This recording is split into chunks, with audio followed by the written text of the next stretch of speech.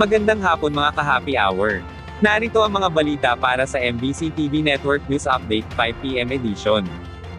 Mga Cardinal, wala pang napipiling susunod na Santo Papa. Yan ang MBC TV Network News ni James Galonge. Lumabas na kaninang pasado alas 3 ng umaga, oras sa Pilipinas, ang resulta na naging unang rounds ng botohan ng Papal Conclave o pagpili ng bagong leader ng Simbahang Katolika.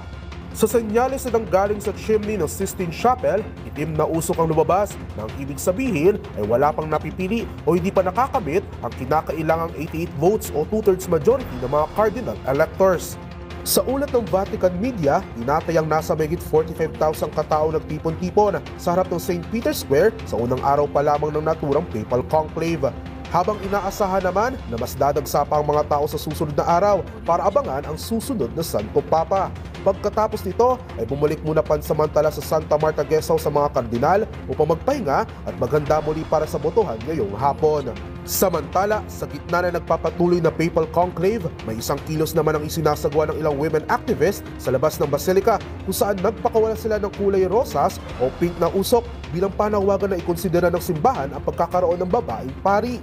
Panawagan ni Miriam Dignan mula sa Vanguard Institute Cambridge kung sino man ang hihiranging Santo Papa ay kailangan matalakay ang inklusyon ng mga kababaihan sa ordained ministry na siyang hindi pa napag-uusapan maski sa panahon ni Pope Francis.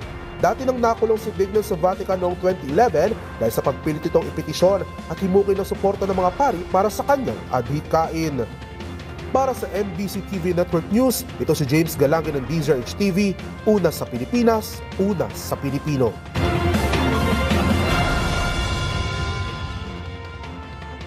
Samantala, sa Metro Manila ngayon, QCLGU naglabas ng traffic advisory kaugnay ng isasagawang meeting de avance ng serbisyo sa Bayan Party. Nag-abiso sa mga motorista ang Quezon City LGU dahil sa ilang kalsada, partikular sa District 1 at 6 na posibleng makaranas ng pagbagal ng trapiko mamayang gabi. Kasunod ito, ng isasagawang meeting de avance ng serbisyo sa Bayan Party mula mamayang alas 6 ng gabi. Sa District 1, pansamantalang isasara ang mga sumusunod na kalsada sa FPJ Avenue Corner Del Monte Avenue, FPJ Avenue Corner Osmeña Street, FPJ Avenue Corner Pitimini Street, Pitimini Street Corner Osmeña Street, at MH Del Pilar Corner Pitimini Street. Magkakaroon naman ng one-way scheme sa Osmeña Street patungong Valencia Street at Cooper Street patungong Del Monte Avenue, habang no entry sa West Riverside Corner Del Monte at FPJ Avenue Corner Cooper Street. Isasara rin ang Visayas Avenue Corner Tandang Sora Avenue at Visayas Avenue Corner San Felipe U-turn sa Barangay Pasong Tamo.